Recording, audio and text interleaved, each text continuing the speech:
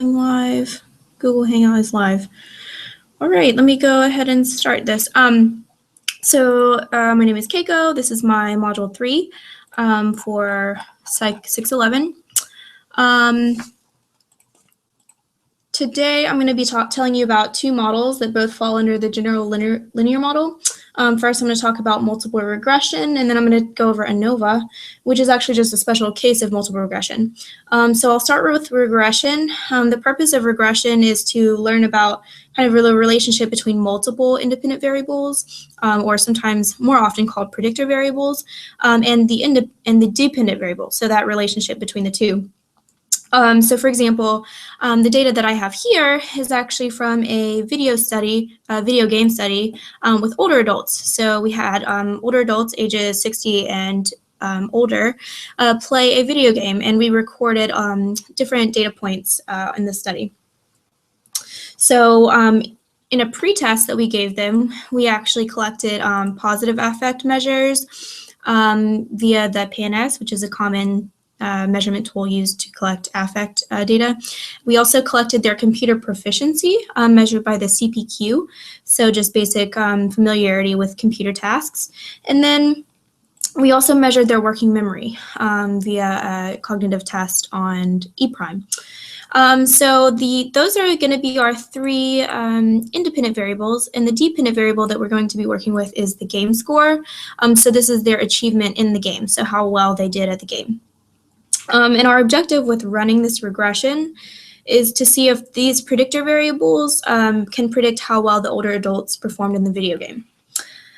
So first, we can look at the output. I've already performed all of the tests in here, so I'm just going to be going over the output.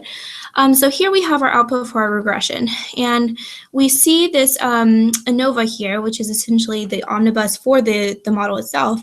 So it's basically telling us whether our model is doing a good job at explaining the variance. So we're going to look at the significant value. It's 0.011, so it's less than 0.05. So we're going to go ahead and take this as being a good explanation of the variance, or at least better than our best guess, which would be the mean of the dependent variable.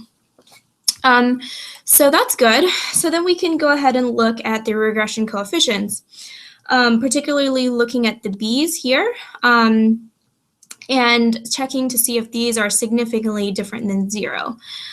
So we look at the significant values, the p-values here, and it looks like we don't really have any significant values going on here. The closest one we have here is 0.056. It's a little bit close, so that's going to be the positive affect. So maybe positive affect is the most influential predictor, but it's still not significant. But going back to our regression model, so if we were to put these B's into the model, then we would take our first B, so B1, which is 0.3. So the equation would say y equals 0.3 x1 minus 0.05 x2 plus 0.19 x3. So those are the coefficients in our model. But like I said, there's really not much significance going on here. So let's go ahead and look into some of the diagnostics of our model. So we're going to make sure that we're meeting some of the assumptions that regression requires. So first, we're going to go ahead and look for collinearity. So collinearity or multicollinearity is bad for regression. Correlated predictors increase the standard error, which therefore decreases t, and ultimately increases type 2 error. So essentially, multicollinearity increases the noise and decreases the probability of rejecting the null. So we're going to look at this VIF factor. And if VIF is 1, there's no collinearity, multicollinearity. So we're looking to see, and it looks like the CPQ has no multicollinearity, but it looks like this positive affect predictor in the working memory might be kind of a red flag here because it's 1.8, 1.8. So what we can do is we can look down at the specific correlations between the predictors and check out to see what's actually correlated with each other. So it looks here that positive affect and working memory have a negative 0.67 correlation, so that might be causing some multicollinearity issue. And looks like possibly everything else looks good. So maybe we're going to flag that one and look into it a little bit more, possibly get rid of it in our model in the next test, see how that changes things. So that's definitely something to red flag, but we're going to go ahead and move on to homoscedasticity. So homoscedasticity is an assumption of regression, and we just want to check to see that the variance is constant for all of the x values. So what we can do to check for that is actually plot our data in a scatter plot and check to see that the variance is constant. So I can actually show you what it would look like if the variance was not, if it was heteroscedastic. So heteroscedasticity, you would see this kind of fanning out, or it's just, not constant as x increases, but you want to see this homoscedasticity that's constant. So we can look at the graph and we can kind of see that it looks pretty good. There's not really much fanning out of the data points. It's pretty constant. So we can go ahead and move on. Another assumption is that the error or the residuals are normally distributed. So we're going to go ahead and check that using we can actually check it via multiple means. So we can actually check that via a normative plot. So here I have in SPSS, you can generate a PP plot, which is probability plot. And basically you're looking for, do these residual points fall pretty much about on this line. So if you saw a lot of, heard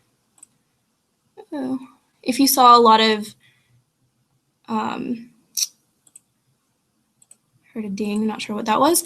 If you saw a lot of variance away from this line, then that would be a red flag that your residuals might not be normal, but this looks pretty good. Another way that you can check for that is actually graphing your unstandardized residuals in a histogram and then graphing those against the normal curve. So I've done that here and it looks pretty good. We only have 30 observations, so considering that we have a pretty small sample, this is about as normal as we can ask for. So another assumption, just moving on, that the errors are random and uncorrelated. So we can actually use the Durbin-Watson, I believe the Durbin-Watson statistic. So we would actually generate that in SPSS, and we would be looking for, not able to find it right now, but essentially we would be looking to see that that is close to 2. So that's going to be another diagnostic that we would need to check. And then also we would need to kind of just check that the mean of the residuals is 0.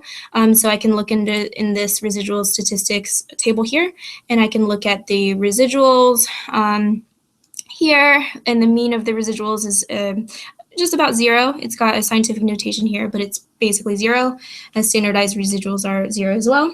And then the last diagnostic that I'm going to look at is leverage. So essentially, you can create a Cook's distance plot in SPSS, and you're essentially looking to see if there's any outliers that have significant leverage on the model.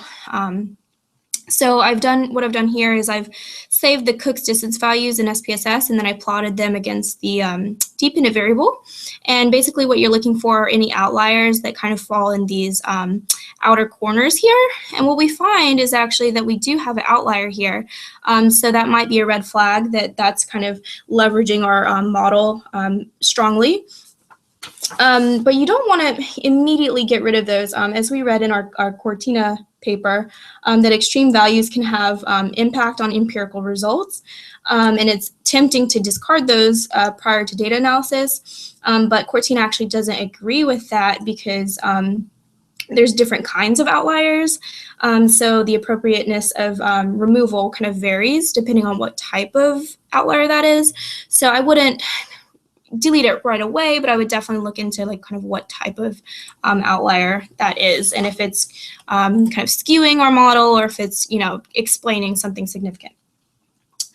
All right, so I have shown you how to run a multiple regression in SPSS. It's actually also possible to do it by hand. So I'm just going to quickly show you how to do it by hand. We actually did this in lab. So we would use this table and do all the arithmetic and actually just follow these steps. So you can actually calculate the B's by hand, and then you would end up with this equation that would be your regression model.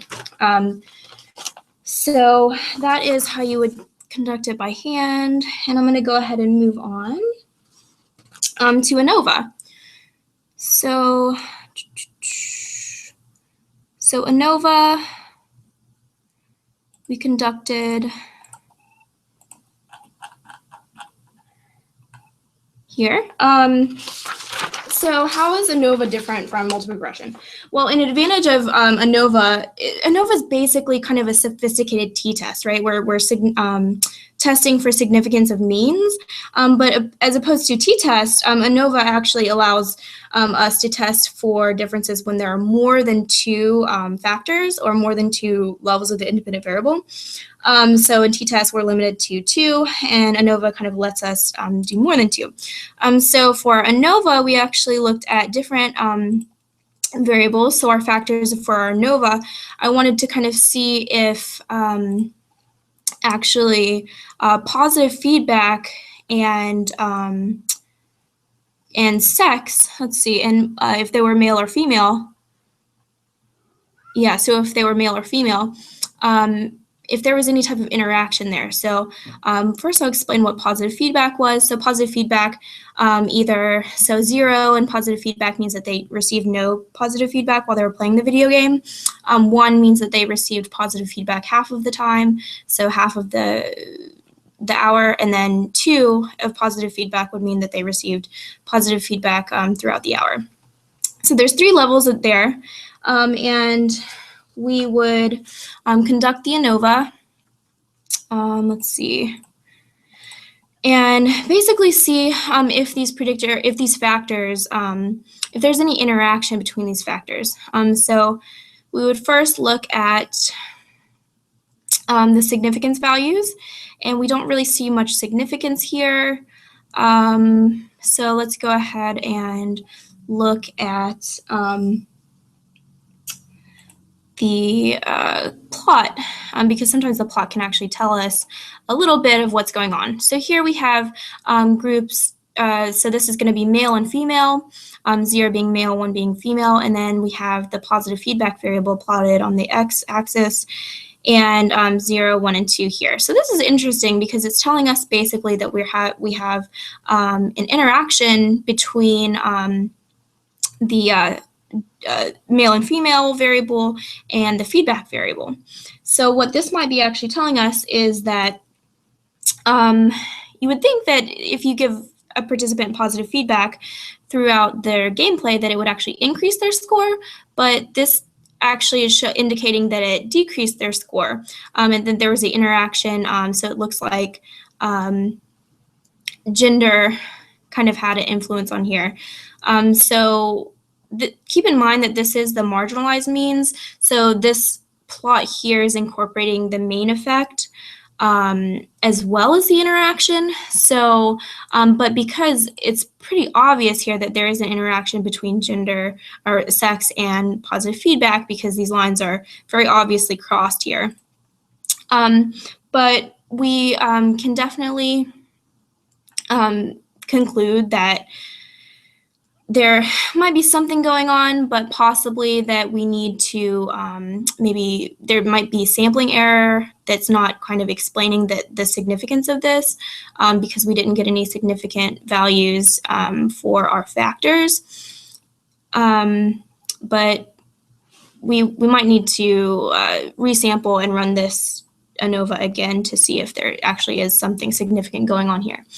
So we can't reject the null hypothesis with this data, but possibly another data collection we might be able to in the future. So in conclusion, I've talked about regression and I've talked about ANOVA and kind of the similarities and differences between the two. But it's important to keep in mind that both of the models come from the same general form. The King article that we read talked about how each model provides different representations of exactly the same information, and correct specification is required of all three. So the King article was specifically talking about political science and how it's important to consider what you're trying to explain. So the more complicated analysis might require regression. So you would definitely want to be mindful of which model you're using due to how complicated your data is. So that's been my module. I think I'm at 17 minutes now, so I'm going to go ahead and stop this. Thank you.